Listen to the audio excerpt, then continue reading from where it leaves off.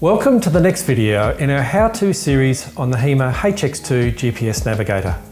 In this video, we'll talk about the off-road mode.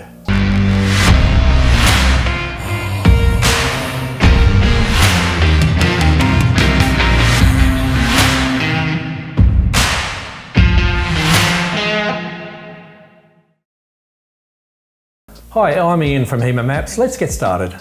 Hopefully your HX2 is turned on and you're on the main screen. On the main screen, we press the off-road button. HEMA's premium map will load. This map is a multi-layered map of the whole of Australia. As you zoom in, you get more detail. You can view this map at whatever detail level you prefer. A light tap of the screen will bring up two menus, one on the left-hand side, one on the right-hand side.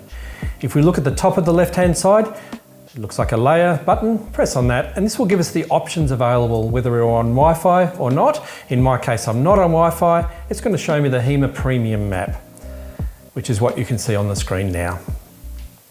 Below that are two icons. We can use them to turn off our waypoints or our points of interest, or turn them on, of course, if we want to view more or less detail on the map. On the right-hand menu, we have a number of icons. The top one is to actually turn on our GPS lock. So if we scroll around the screen, the GPS lock can't be on. If we touch that button, we are now locked on the GPS. And the button below it will center us in the middle of the screen. You'll notice as soon as I touch the screen again, I lose the GPS lock and I need to turn it on again. Below that, there are two zoom buttons. You can use these to zoom in and out of the map as you need to. And note that you do not lose your GPS lock if you use these zoom buttons, rather than use your fingers on the screen. If you wish to track where you have been, a touch of the arrow at the bottom of the screen will allow you to quick start tracking and track where you're going.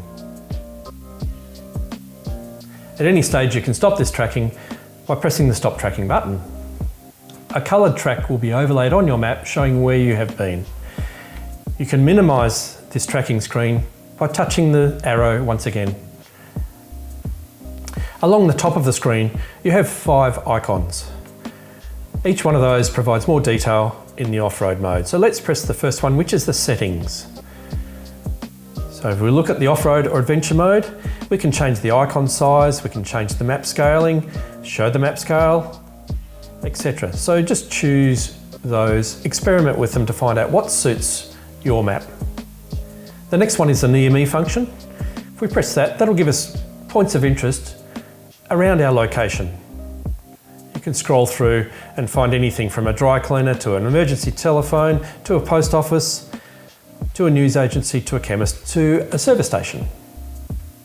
Just press the back arrow to go back to the home screen.